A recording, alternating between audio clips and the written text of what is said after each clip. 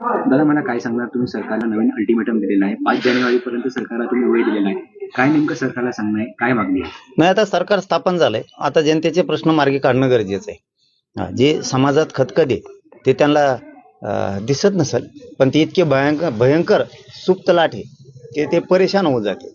त्यामुळे आता काल त्यांचं सरकार स्थापन झालं 5 तारखेला.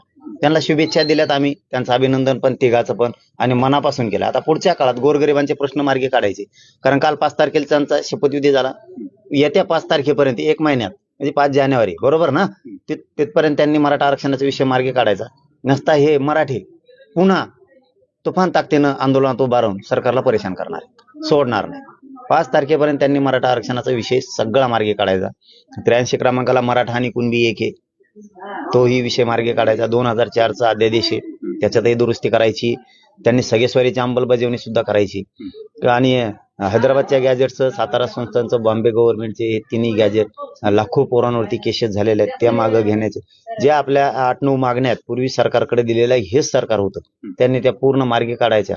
नसता पुन्हा मराठ्यांच्या सामोरं त्यांना जायचं, हे मात्र त्यांनी लक्षात ठेवायचं. भापीत गुरमीत मस्तीत जगायचं नाही.